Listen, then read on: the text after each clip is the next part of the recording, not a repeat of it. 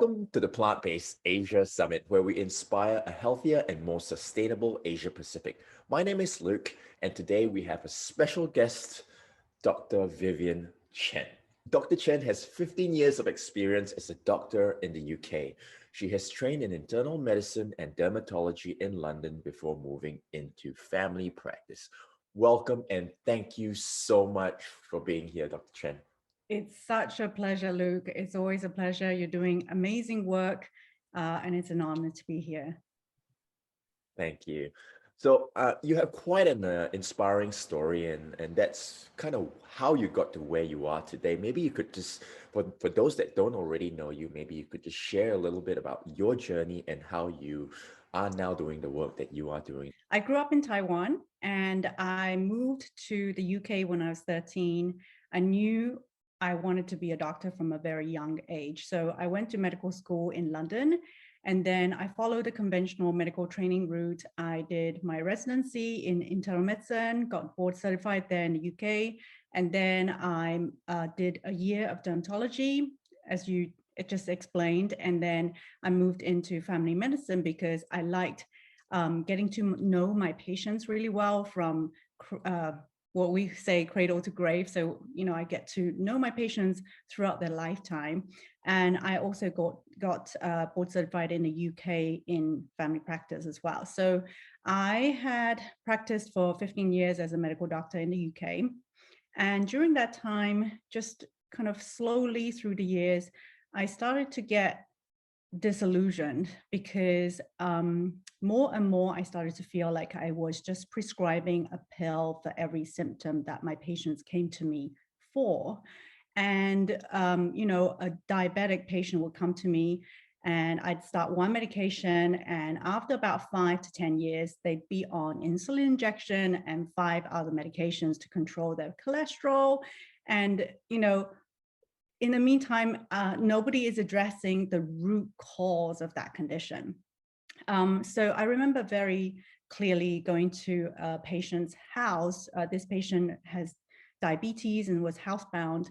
And while I was there, her medication alarm went off. And right in front of my face, she was taking 10 different pills, one after another. And I thought, gosh, am I really improving this patient's quality of life for her, or am I just helping to extend her lifespan without very much health span? Because there she was housebound, right across from her medication, she had cookies, Diet Coke. At least she was drinking Diet Coke. But I just didn't feel like I was really helping people the way I imagined that I would be as a doctor. And I still carried on because I didn't know any better, right? I had dedicated by this point, 15 years of my life to studying, going to medical school, doing all the night shifts, getting to where I was. I didn't know any better. So I carried on. And the crunch moment really came when I had my daughter. She is the person who propelled me to look into and investigate the root causes of chronic health conditions. So when she was born, she had difficulties feeding. So I was breastfeeding her. She would latch on, breastfeed for a couple minutes, and then come off, arch her back. And nobody could figure out why. Initially, she was diagnosed with reflux, and she was put on reflux medication one after another. Dose was increased to maximum dose. She didn't improve. And when she was around 8 weeks old, things got so bad that she just stopped feeding. And she became so dehydrated, she had to be hospitalized in order for them to pass an NG tube. So that's a tube that goes through your nose into your stomach so that she could be fed to be kept alive. So you can imagine, for me, as someone who had dedicated so many years of my life to studying the art and the science of medicine, the one person I wanted to save the most in my life, I couldn't help. That completely destroyed me. So that was the point at which everything turned upside down, and I started to question why. I became basically a rebel at that point. Questioning like my training, did I really learn everything I needed to learn? Why couldn't I help my own daughter? What had I missed? I dove into the literature because all I was concerned about at that point was saving her life, finding out what was wrong with her. So I found a paper from 1983 that talked about cow's milk protein allergy. Back then, this was really not known about. I didn't even learn this at medical school. And that paper described exactly her symptoms. So this is a very rare type of allergy. Well, it was rare back then because no one knew about it. I mean, God knows how many other people were suffering, just didn't know. It's a lot more known about now, cow's milk protein allergy, but she didn't have these outward allergy symptoms, right? No lip swelling, no breathing difficulties. It wasn't anaphylactic, but it was a delayed type reaction, which meant that the protein from cow's milk was inflaming her gullet. Every time she fed, she was in pain, and the pain made her stop feeding. And I remember her pediatrician said to me, because they couldn't find out what was wrong with her, they said, maybe this is behavioral. Maybe we need to get her a speech therapist or occupational therapy, something like along those lines. And I thought, I'm sorry, like I have to draw the line here. Like no 8-week-old baby has behavioral issues. Like we are instinctively born to feed, right? Something is wrong with my baby. And, you know, you're telling me all this rubbish because you don't know. And, I'm maybe sounding harsh. I don't blame her. She did her best for us. She just didn't know. So I think then I started to realize, you know, there's so many things I didn't learn at medical school that actually really mattered to patients, especially because the bulk of my work as a family physician was chronic conditions, right? So it wasn't acute infections like for which antibiotic surgery just was amazing. It was magical, right? Life-saving. Chronic conditions need, I feel like, a different paradigm approach. Because if you don't get to the root, we're just forever, you know, it's like a plant where the soil is lacking nutrients and the plant is showing yellow leaves. And in conventional medicine, we just trim those yellow leaves off. And we keep trimming leaves off until like there's just no more leaves left on that plant. Whereas if we get to the root and address the nutrient deficiency in the soil, we can actually have a thriving plant and we don't even need to do anything. So when I made that realization, I decided to re-educate myself, learn, you know, I dove into the literature, I learned everything. And yeah, so here we are. This is the re-educated, reborn Dr. Chen. Look at you doing what you're doing now, and amazing work. And I fully understand and resonate with the stress and anxiety with, you know, having your little 2-month-old not feeding, because our little girl had RSV in about 1 month, and she couldn't really breathe. She was all clogged up, and we had to take her to the hospital. And to be a parent and not be able to do anything, and seeing your own child suffer and not be able to breathe, is just so scary. So I fully understand that. And you mentioned dairy. I think being based in Asia, to a certain degree, dairy is quite ubiquitous. And from what I see in the Western side of things, many companies are moving towards plant-based milk alternatives. However, Singapore, we've got things like bubble tea, and now they're adding cheese in bubble tea. That's a whole. Really? I mean, yeah, who has cheese in their tea? That's just bizarre. So that's a different level.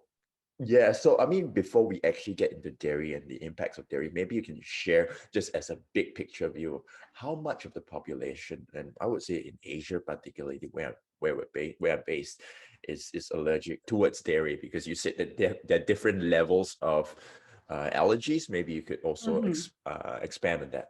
Yeah, that's a great question, because there is a lot of misconception around this area. So when it comes to allergies, it's an immune reaction, right? So the immune system has made antibodies to attack the food.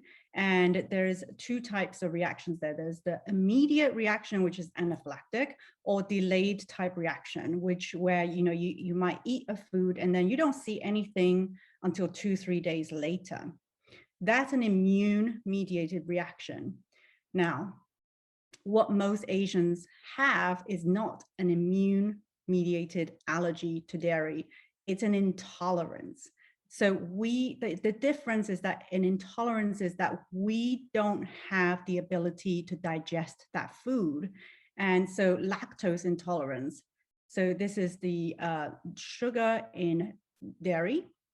We don't have the enzyme needed to break down this sugar, which is a large molecule. So what happens is that it passes through undigested into the colon, the large intestine, where now the bacteria can ferment it. And then now we get symptoms like bloating, pain, diarrhea.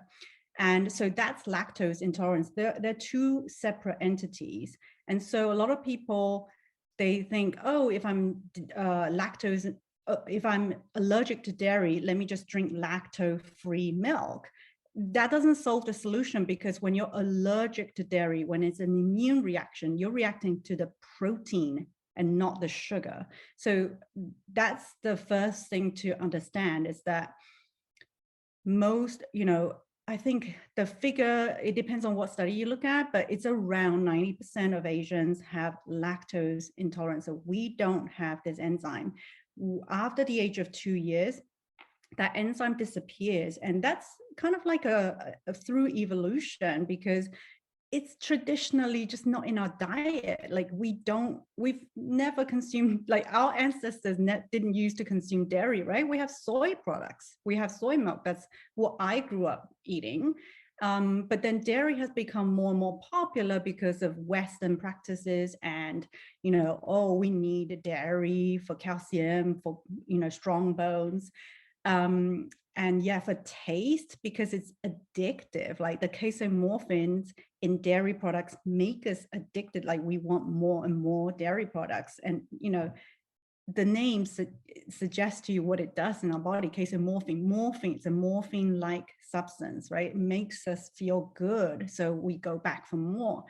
And so I feel like that combination has meant that dairy products have become more and more popular in Asia. The last time I visited in Taiwan, I couldn't get a dairy-free boba tea. Like, why? Like, we never drank dairy before.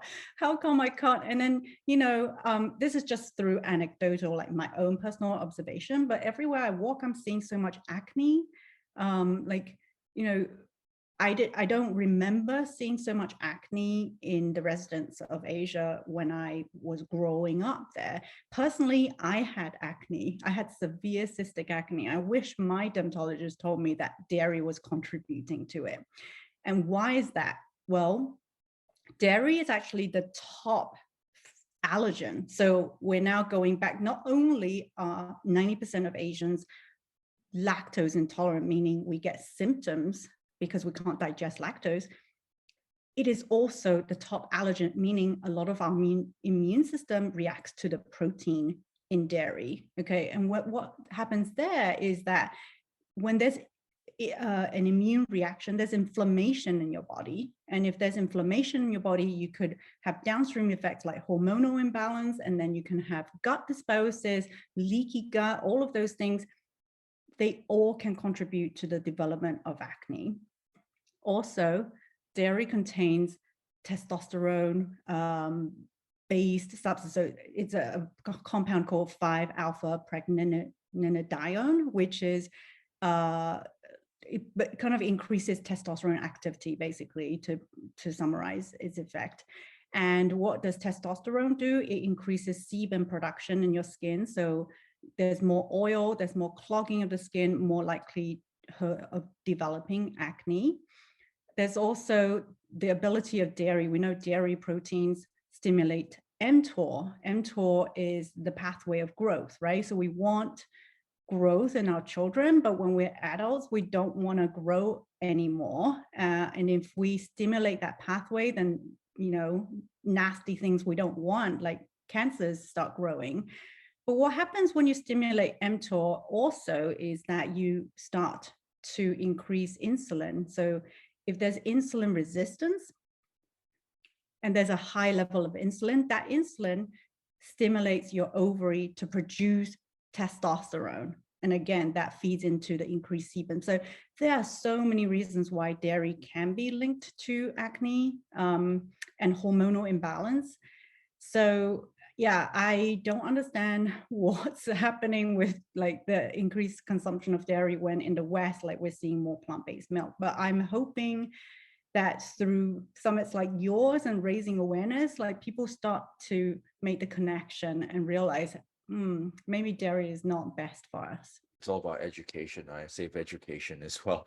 But and that's the thing, dairy is just coming in full force, and you said so much there, but I want to find out about, things like formula particular, because from my understanding of, dairy and having two young children now, the composition of breast milk really is more fat to a certain degree and it kind of evolves as the baby grows based on what the baby Right. needs. However, so at least from my perspective, our perspective as parents, breast milk is the perfect food for a growing baby. So, however, some mothers or some parents rely on formulas. Are there any issues with formulas? I mean, first of all, not everybody can breastfeed. So like I had to stop breastfeeding because the reason why she was allergic is because I was consuming dairy. The dairy protein was in my breast milk, and it takes 3 weeks for the protein to come out of my system. So I had to stop breastfeeding and put her on a formula. And there are issues like some women can't produce enough milk, and there's a lot of guilt. And then, if you are one of those women, I fully sympathize. And if you have to use formula, please don't feel guilty. Like the number one thing is keeping your baby alive, right? Now, in terms of formula, a lot of formulas are dairy based. And so, we are running into all of those issues that I just explained earlier, with the possibility of lactose intolerance, with the fact that it could be a top allergen causing allergies in children, is a link to sinus issues, middle ear infections, recurrent ear infections. Those are some issues that we can run into with formula. There's also artificial ingredients that are often added to formula. So I actually, with my clients anyway, I try to help them look for breast milk donation, like breast milk banks that are popping up now. So of course you want to make sure like they're screened for things like infections and whatnot, like things you don't want in breast milk. But there are a lot of them popping up, at least in the US anyway. So that would actually be my preferred, because at least as human, we know there's like the things that are missing in formula, like the human oligosaccharide, which are these prebiotic. They kind of act as food for our friendly bacteria. And we know that these are key to the development of a healthy microbiome, the gut microbiome, which is the trillions of bacteria inside of our gut in childhood. And we know that there's a critical window during which gut microbiome takes shape in the first 2 years of life. So as much as possible, we want to encourage women to use human breast milk if possible. You mentioned hormonal balance as well. And also I want to kind of go back to what you said about eczema. And I just agree with you. When I was growing up, I was actually one of the kids who had eczema because I was having dairy. I was suffering from chronic asthma as well.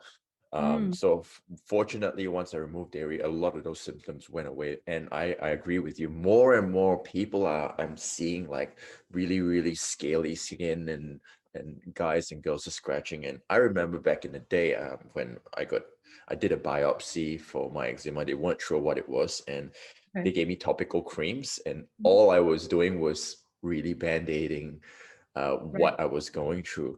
So, but eczema aside, I find hormonal balance is one of those things where people don't actually know they have hormonal balance. And I've worked with clients before where, we dialed in the nutrition, we dialed the training, and everything is like tip top, but somehow they're just not shifting, their body Mm, composition is not changing. So right. for me as a coach, I can I can see potentially that there may be a hormonal balance somewhere. Yeah, sorry, imbalance somewhere for someone that maybe isn't, having a coach or slowly getting into fitness, or how can they tell if they are suffering from it in any way at all? Is there any way? I think that they're telltale signs, right? And it does require a little bit of education to understand your body in order to decipher the symptoms that your body gives us.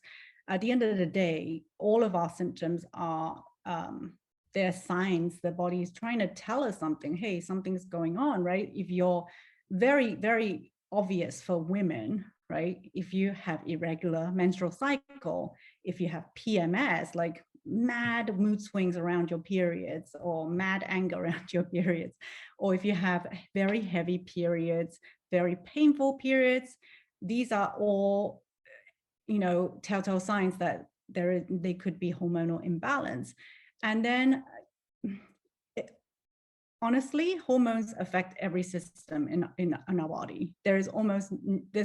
Hormones are chemical messengers that the body uses to send messages to the cell to say, hey, do this, do that, right? So it depends on which hormone is imbalanced. If you're talking about insulin that's out of whack, then you may have, blood sugar dysregulation, which then results in cravings or hunger, right? Like feeling really um, angry and dizzy, or just you can't tolerate not going without food, right? We should have regular blood regulation, but when your insulin is out of whack, then you're more likely to have blood sugar spikes and troughs, which then can cause these type of symptoms. Weight gain resistance, so weight loss resistance is super common and definitely a sign there's hormonal issues going on. Like you said, it's people who have done everything right and they still cannot shed those pounds and get to their ideal weight. Something is, affecting the metabolism in our body to impede that weight loss. So definitely something to look at. And then things like acne, even brain fog, I would say. So yeah, it can actually manifest as so many different symptoms.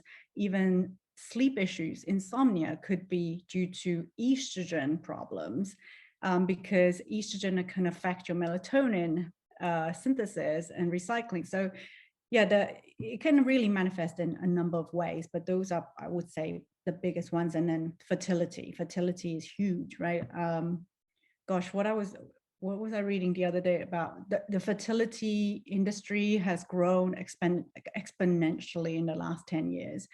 And it's really sad. You know, it's almost like something that people don't want to talk about or can't talk about. It's so almost tabooed, like there's a layer of shame associated with that a little bit, or it's just too painful, which I fully understand. But behind closed doors, a lot of couples are struggling. I think the data is something like 1 in 7 or 1 in 8 couples are struggle with fertility issues. And that is a big sign of hormonal imbalance. And I guess that's for the male and females, right? As Right, well. it's both. Yeah, I mean, unfortunately, female bury the burden usually, like when a couple can't conceive, like the woman is the one feeling really guilty, really bad, when actually it's just as likely that is the male, because we know studies have shown us that male sperm count has dropped, like male testosterone levels have plummeted in the last 50 years. There's a very good book, if you want to read more about it, called Countdown by Dr. Shanna Swan, who is a PhD, a researcher out of Mount Sinai. She's basically in the last 20 years dedicated her research to endocrine disruptors and how it's affected male fertility levels, male sperm count, and female fertility as well. Okay, wow, Countdown, definitely. Thank you for sharing that resource, and I'm sure the viewers will get some insights from it. And I agree with that, because when we were trying for Our first little girl, Sienna, I was worried, and I got my testosterone checked, and my testosterone was extremely low. I wasn't even aware, partly because I think I just train a lot, and I'm kind of like a type A personality, just go, Right. and I don't really focus on recovery. But fortunately, 2 children later, we're grateful for where we are right now. Yeah, So I congratulations. guess.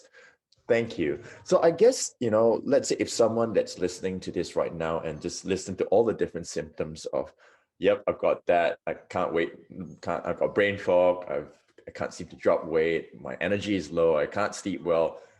Oh my goodness, I potentially have a hormonal imbalance. What are the first steps, or, what are the next steps for them if they're kind of saying, this is me. What can I do right now? Yeah, that's a great question. So what I've come to realize, even, just working through the last 15 years with patients and then now with my clients, is that at the bottom, at the root, there's some very common overlapping root causes. That's, the same for a lot of different people, but they come out as different symptoms, right? So, mercury toxicity, for example, in one person, it causes dizziness. In the other person, it causes forgetfulness, memory issues. In the next person, it causes them fatigue.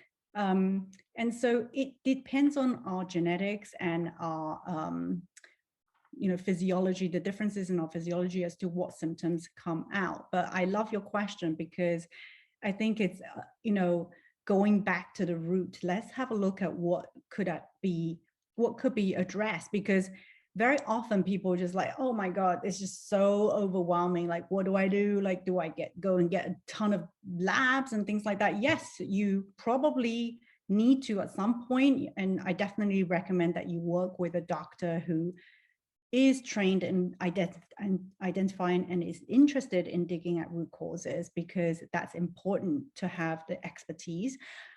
But, just thinking about the main pillars, right? Nutrition. What are you putting on your plate? Is it inflammatory? Because inflammation is one of the main disruptors of our hormones. Okay, because it can, as I mentioned earlier, inflammation can lead to, well, it has been associated with things like leptin resistance, right? Leptin is a hormone that's secreted by our fat cells to tell us, hey, you got enough calories now, you can stop eating. So it kind of regulates our appetite and our weight. But so many people have leptin resistance now. What that means is that fat cell is secreting leptin, like, hey, there's enough fat, stop eating. But the brain is not hearing that message. And so the brain keeps on eating. And so there's a disconnect between regulation of body weight. What leads to leptin resistance? We think that inflammation is a big contributor. So is the food you're eating inflammatory? It's not just about calories. It's about inflammation. Like, is it good for you? Is it causing inflammation in your body? And so we're going to go back to dairy. If you're allergic to dairy, dairy is one of the most inflammatory foods. And then, we've got to think about things like processed foods, right? Processed food that's full of omega-6, which is pro-inflammatory. And then the food additives, the preservatives, and then the refined sugars, these all contribute to inflammation. Whereas if you incorporate greens, whole foods, lots of fiber, those are anti-inflammatory. So looking at what's on your plate is really important, not in terms of calories, but in terms of how it can be linked to inflammation. And, is it feeding you? Is it providing nutrients for you? So that's number one. And then we got to think about the other big pillars to health, right? Sleep is so underestimated and not talked about enough. Sleep, when you're sleeping, that's when testosterone is released. So if a man comes to me with low testosterone, I ask him how he sleeps. Like, one of the first things, and stress, sleep are the two killers of testosterone, right? Stress will reduce, it will just make your testosterone plummet. So stress reduction, sleep, and then my personal expertise is the area of environmental toxins. And that's really because I suffered with mercury toxicity myself. I believe that my mercury toxicity, which I passed on to my children, may have contributed to their allergies. And so I have a vested personal interest. I had to detox myself the proper way, like not the woo-woo witchcraft way. And so I had to gain a lot of knowledge through reading the research and the data. I think that's a really good segue there into toxicity. I think in Asia particularly, we talk about plastics. It's I shared with you, it's ubiquitous. I mean, we wrap plastic in plastic in plastic. So it's three different levels of plastic here. That's what we're dealing with. So maybe we could maybe focus on the top levels of toxicity, maybe on the food system. For let's just kind of define it. You know, you mentioned mercury. What's possibly, maybe you can get to what are the sources of mercury and heavy metals, and maybe plastic as well, and what it has, what kind of impact it has on our health. Sure. So before we do that, I want to make the connection for listeners on why I'm talking about environmental toxicity when we're talking about overall health, right? Especially hormone imbalance, because that was your original question as to why I mentioned it. So, and it leads into plastics perfectly, because the biggest body of data showing linking the effect these environmental toxins can have on our body is on our endocrine system. So that's our hormonal system. These are the chemical messengers that tell our body what to do, like insulin, sex hormones, thyroid hormone, adrenal hormones like cortisol. There's so many different hormones in our body. And what endocrine disruptors do is that they're this group of chemicals that can mimic our own hormones in our body. So they can mimic our hormones and go to the receptor site, dock on it, and either stimulate it or block it, which means that, you know, sometimes there's an activation, sometimes there's an inhibition. Either way, it's affecting with our normal functioning hormones. It can also affect how our hormones are made and secreted and broken down. So it can affect our hormones in so many different ways. And what's really not talked about enough is that a lot of these hormones we are beginning to understand has what's called a non-monotonic relationship on our health, meaning that the effect it has on our health is not linear. It doesn't go up. Like, it's not like, you know, the smaller amount you have, it doesn't have so much effect. Don't worry about it. Let's only worry about the big amount. The study is showing that some chemicals may actually have like a U-shaped curve where even small amount can have an effect on our body. And so things like BPA, there's a very famous researcher, Professor Von Sau, who has shown that at levels way below what EPA, which is the regulatory body in the US, will allow, it's having an effect on our hormone system. For example, it can be associated with insulin resistance, even at tiny doses. And when you think about how hormones work in our own body, our own endogenous hormones are secreted at picomolar doses, like tiny, super tiny. It's like one drop in an Olympic size swimming pool. That's the concentration it's running at, right? And then these chemicals are coming into our body, not just through one source, through multiple sources, and they're adding up in our body, and to the point where we don't know whether 1 + 1 = 2 or 10 or maybe 100. So that's what we need to study. And we don't fully understand what plastic means to our health right now. There are studies that show that plastic can leach endocrine disruptors like BPA, phthalates into whatever it's carrying, like the food, the water.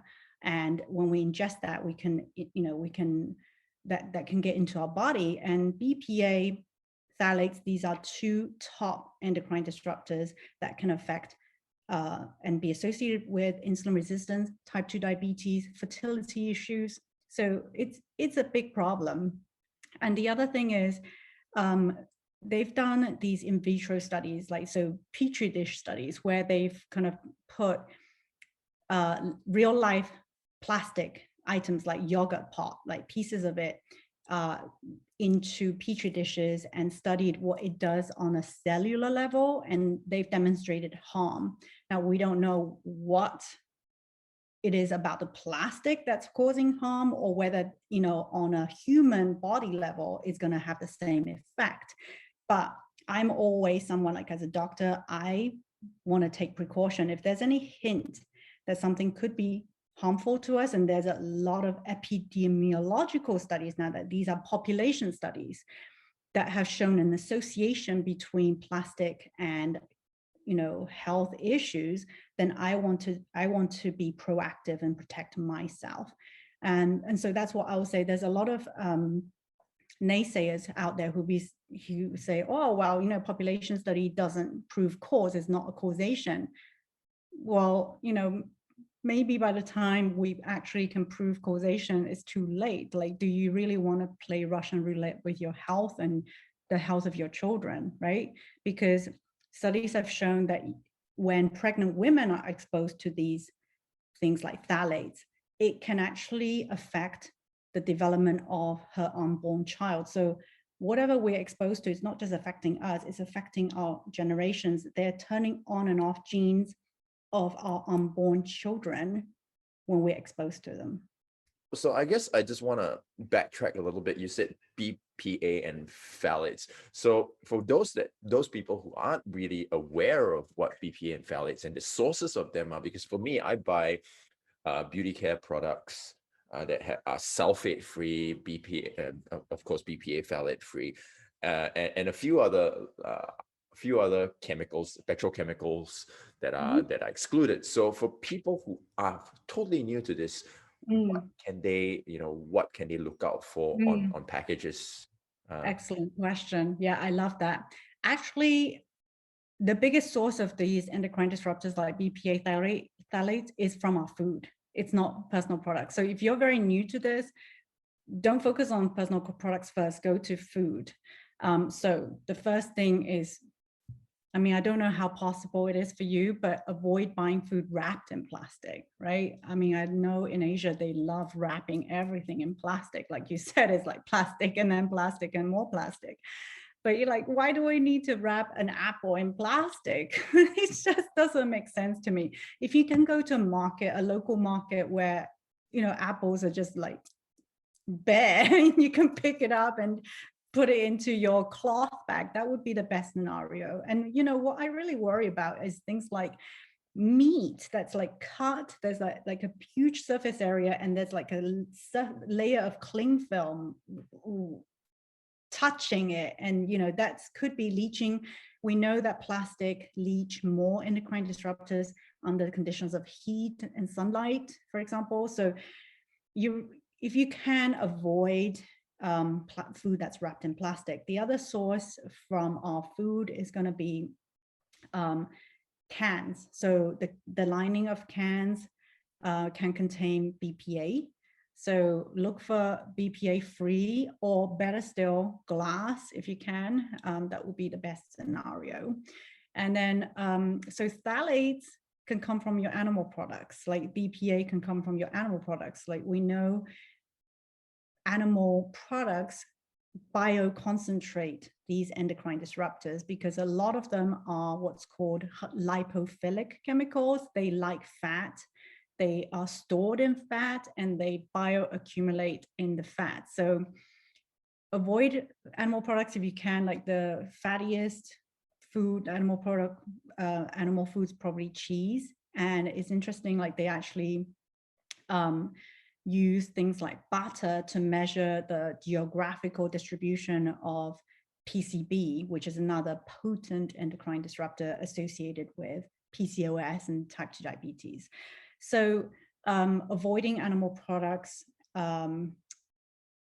avoiding plastic wrapped food, canned food, that would be number one. And then, what are you storing your food in? Are you microwaving food in plastic? Because just as I mentioned just now, heat can encourage the leaching of endocrine disruptors into your food. So if you just bought food, food that's being prepared in plastic, and then you put that straight into the microwave, you microwave it, that's encouraging the leaching. So if you buy the food, put that onto a plate and then put it in the microwave. And then food storage, like, do you use plastic Tupperware? Do you use a plastic water bottle? And by the way, even if it says BPA free, be careful, because they're using substitutes like BPF, BPS, which have been shown to have very similar effects as BPA. So they're still endocrine disruptors. They just don't have to tell you that it's in them. So I try to use glass Tupperware if I can, and I've switched my water bottles to stainless steel or glass. Speaking of water bottles, I mean, I think of places like Thailand and Indonesia where they don't actually have drinkable water and they actually need to rely on bottled water. And I mean, firstly, on an environmental scale, I mean, you just see plastic bottles everywhere and everywhere. And a lot of these people don't have access to clean water. What's the next best thing for them? Because they rely on plastic mineral water in plastic bottle as clean water to drink, because beyond that there's not really any access of clean water from the taps. Is there, and what are your thoughts on that? Yeah, that's really sad. And I really feel like there's got to be intervention at the government level, right? We got to do something about the situation in Asia. I think the best scenario would be you buy a water filter and you put that bottled water through your water filter to filter out the endocrine disruptors that could have leached into it through your plastic. But that doesn't solve the problem of plastic waste, right? It's that's really, really sad. Yeah, I don't know the solution. Like, the government needs to make sure the drinking water is clean, at least, like that it doesn't cause acute illnesses for the citizens. And then everybody can buy a point of use water filter, right? Like in America, what we have is the water is safe, as in it doesn't make you sick. So what we can do is buy a water filter that filters out the contaminants. And then we never have to buy bottled water, because I just filter my water at home and then I take it out with me. Like I have a huge bottle like in my car when I go out. Like I have water that lasts me the whole day, so I don't have to buy bottled water, because single-use plastic is it's a big problem, not only for human health. What actually it comes back to human health, but what it's doing to our ocean, to the sea animals, is really sad. And we're finding microplastic in fish, right? Like when we eat fish, we're ingesting microplastic. These are tiny microscopic pieces of plastic, and the plastic is acting as a carrier, a vehicle for these endocrine disruptors. And in fact, a recent study just 6 months ago showed that there's microplastic in the placenta now. So it's a really ubiquitous problem, and it's going to affect all of us. So we really need to take action. I agree, definitely we need intervention from the government level, because I remember speaking to Dr. Joel Furman many years ago, talking about food deserts in US, where people don't even have access. They want to eat healthy, but there's not much they can do when they're surrounded by fast food. Because and yeah, they watch the summit. I was like, well, there's a McDonald's, there's an IHOP just next to me, and really it takes, I guess, awareness and a vote for everyone that is in better conditions, have better access to food, to actually say we need change. I think that's such an important point there. So I agree with you. I walk around with a 2-liter bottle everywhere I go now. When the clients that I coach, I always say, look, guys, just make sure you firstly drink 2 to 3 liters of water a day. invest in a nice water bowl, make it a whole new experience, because it becomes like when you invest in something, you value something more. And for me, I'm all about, my bottle is worth like $80. So I'd be like, why do you spend $80 on bottle? Well, it keeps my water cold for 72 hours. So Yeah, that's and why. also it's the experience, right? Like it makes you want to drink water more 100%. when you see something nicer. Yeah, totally makes sense. 100%. So I just, as a little bit of a side note, you mentioned water filters. Maybe you could just give us a little bit of a quick rundown on someone who may be wanting to consider a water filter. I mean, obviously they go across different filtration processes, and of course, different price ranges from $20 to $3,000 or $4,000. So, Yeah. and everything everywhere in between. So is there some tips that you can share to people to possibly start investing in a water filter that kind of suits their needs? Yeah, it's definitely something worth investing in. And as you mentioned, it's an investment in your health because they're not cheap, right? You can get cheap ones that just don't tend to be as effective. It's still better than nothing though. So if all you can afford is a pitcher type, you see like the Brita type filters, by all means get one because they still, so the main differences in filters is that you have carbon filters, right? So carbon, it's like a magnet. It attracts and pulls the toxins to it, and then as the water tracks through the carbon, cleaner water comes out the other end. And there's different types of carbon filter actually. So there are carbon filters that cost $100 and then carbon filters that only cost $20. And there's some activation processes. So the key thing with carbon filter is to contact the manufacturer and get a water testing report to see what it can filter out, because there's a huge variation. But at the very minimum, they're capable of filtering out chlorine. Chlorine is often added to water to disinfect it, which is a great thing because it means that we don't get dysentery and E. coli through drinking water. But when we drink chlorine in our drinking water, over time, it can actually affect our gut microbiome because it is a disinfectant, right? So what is it doing in your gut is disinfecting your gut microbiome, and therefore can be associated with an unhealthy balance of bacteria in the gut. So that's the bare minimum. But then you move on through to different ones. There's distillation and things like that. I'm not a fan of those. They don't remove too many contaminants for the price that you have to pay. But reverse osmosis is the other end of the spectrum. That's probably the most robust way to filter water. So usually there's a activated carbon component, and then the water is pumped through several stages of semi-permeable membranes. So these are membranes with very small holes so that as the water is forced through, the contaminants are trapped behind. So this is the type of system that has been shown to filter out things like heavy metals, glyphosate, microplastics. So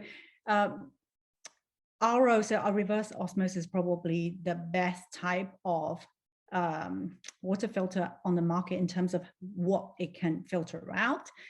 The downside is that there's a lot of water waste with that because as they're forcing the water through, there's a lot of waste that you're not drinking.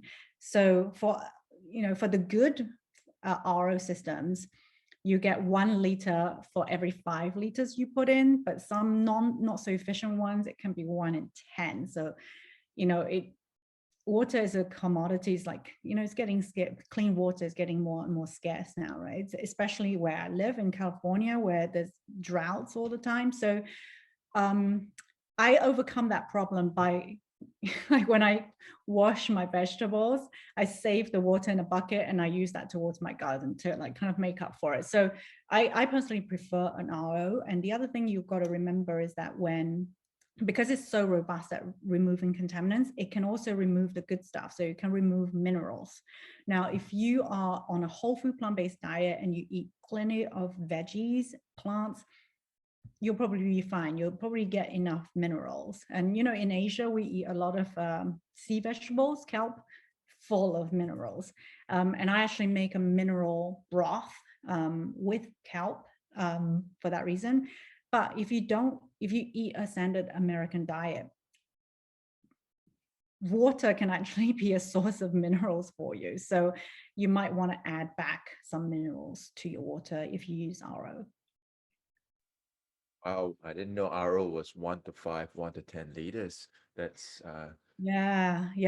That's the one thing I don't like about it. And then, you know, when I try to think about it, it's like, well, I can't help anyone if I'm not healthy, right? I got to do what's best for me. And then I try to make up for the water wastage within my own household. That's the way I kind of make sense of and I think the other way to look at it is, for another dimension, is you're on a whole foods plant-based diet, and that's a lot less water it. Yeah. usage than a standard American high protein animal-based diet, because it's a fraction, you're literally going straight to the source. So I think that's something to highlight. So Yes. yeah, you brought up chlorine, and my goodness, I thought back about the time when I was doing my swimming class in secondary school, and we were doing swimming, and I was so thirsty. And because the water was all around me, I was just drinking that chlorinated water in swimming Oh pool to gosh. hydrate myself. Oh my goodness, what was I doing? Fortunately, I was a 14 or 15-year-old. When you know you're 15 years old, you are almost bulletproof to a certain degree. Yes, exactly. Oh, Our bodies are so resilient, honestly. Like the amount of stuff we throw at our bodies. yeah. Thank Until God a for point, nature. until a certain point, then that's Right. when it just kind of drops. So I mean, Mm. my goodness, Dr. Chen, you said so much today. I mean, we could literally spend a whole day, a whole week chatting with you about hormones, dairy, food, toxicity, literally. So I guess with all that being said, maybe you could share some takeaway points for people watching out there right now, just wanting to clean up their lives, maybe their food, their environment. What are some first steps, like a 101 on living cleaner? I would just say start the journey. Don't feel overwhelmed. You know, when you first learn about non-toxic living, cleaner living, it can be really overwhelming because you start to realize, gosh, I can't actually avoid any of these contaminants 100%. And that's, you know, that's important to realize. You're not going to avoid these 100%, but your action steps can make a big difference, right? So just taking that one step, whatever it may be, like, so for example, if what I suggest people to do is to find out what you may be exposed to, right? So if you live in the city, you might want to invest in an air filter as the first thing, because we know that city air can be polluted. Whereas, you know, you can actually look up your water in I know both in the UK and the US, we can look up our water report.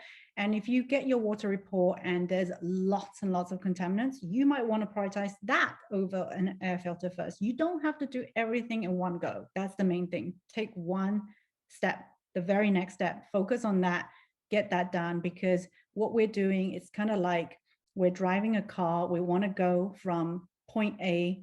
We don't want to go to point A anymore. We want to go to point B. But when we just move that steering wheel 10 degrees, right? Today, we may not feel very much difference. Like within an hour of your journey, you're like, oh, maybe I've moved along a little bit. And then, you know, 3 hours later, you're really far from your original destiny, right? So take the very next step, and that can, you know, have such transformative change on your life. And the last thing I want to say is that you have a lot more control than you believe you do. Your choices not only affect your health, and it can very much affect your, like, I've seen people turn around their health through the diet, the lifestyle. But not only that, but your choices is sending a message to the government, to the businesses of what you want, right? So if we are saying no to plastic, like I'm going out of my way to go to this one shop that doesn't wrap their produce in plastic, that's sending a message to the businesses of what we want. And ultimately, businesses are there to make money. And, if I'm spending my dollar with a greener company that's doing the right thing and they're doing well, other companies will follow suit. And that's why we're starting to see Costco carry organic food, right? It's consumer demand. So you are the boss. You get, what you do matters, and what you do can make a huge difference to yourself and the community at large. Love it, Dr. Chen. You are the boss. We are the boss, and at the end of the day, we vote for change with the dollar, and we have more power than we think we do. Amazing. Thank you so much, Dr. Chen. I really enjoyed our conversation. Me I wish we could too. go a lot longer, and no doubt we're going to have part 2, part 3, part 4 down the track. But thank you very Anytime. much for all that you've shared. Yeah, thank you so much for having me.